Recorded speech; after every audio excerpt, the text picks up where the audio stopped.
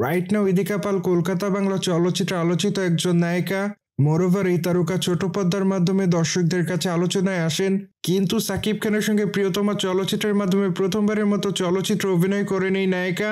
সেখানে অবশ্য তার অভিনয় তার অনুরাগীদের কাছে ভালো লেগেছে। মোরওভার এই জন্য অবশ্য অল্প সময় দর্শকদের মাঝে আলোচনায় আসেন এই অভিনেত্রী।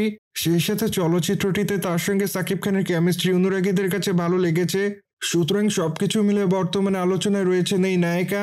অন্যদিকে কলকাতা বাংলার এই সুন্দরীকে বর্তমানে সোশ্যাল মিডিয়ায় সক্রিয় দেখা যায়।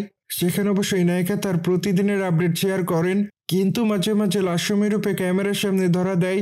মোরওভার এই জন্য অবশ্য আলোচনার শিকার হয়। সুতরাং সে সকল আলোচনাকে এই নায়িকা সেভাবে গ্রহণ করে না, আর এই জন্য এই নায়িকা তার ইচ্ছামতো ছবি সোশ্যাল মিডিয়ায় শেয়ার করেন। সেই ধারাবাহিকতায় সম্প্রতি এই নায়িকা তার সোশ্যাল মিডিয়া হ্যান্ডেলে বেশ কিছু ছবি আপলোড করেছেন, কিন্তু বর্তমানে এই তারকাকে পিঙ্ক কালারের শাড়িতে দেখা যায়।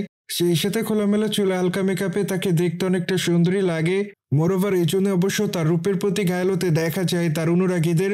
সেই জন্য অবশ্য তার প্রকাশ করা ছবির কমেন্ট বক্সে অনেকে তাকে সুন্দরী বলে দাবি করেন।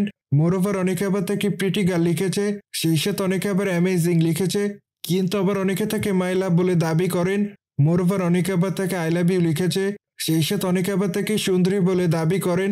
সুতরাং সবকিছু মিলে বর্তমানে দর্শকদের মাঝে এভাবে আলোচনা এই তারকা। বাই বর্তমানে এই নায়িকার হাতে বেশ কিছু চলচ্চিত্রের কাজ আছে। ঠিক এই জন্য আগামীতে এই তারকাকে খদান চলচ্চিত্রে অভিনয় করতে দেখা যাবে। মূলত সেখানে অবশ্য তার বিপরীতে প্রথমবারের মতো দেব অভিনয় করবেন। ঠিক এই জন্য অবশ্য তাদের অনুরাগীরা তাদের এই চলচ্চিত্রটির জন্য অপেক্ষায় রয়েছে। অন্যদিকে ইদিকা পালকে আগামীতে বাংলাদেশি চলচ্চিত্রে আবার অভিনয় করতে দেখা যাবে, কিন্তু সেখানে শরীফুল রাজের বিপরীতে অভিনয় করবেন এই নায়িকা।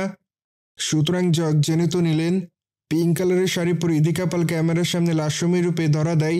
মোরওভার এই বিষয়টি নিয়ে কোনো মতামত থাকলে কমেন্ট বক্সে জানাতে ভুলবেন না। সেই সাথে ভিডিওটি ভালো লাগলে চ্যানেলটিকে সাবস্ক্রাইব করে আমাদের সাথেই থাকুন আপকামিং আপডেট জানার জন্য।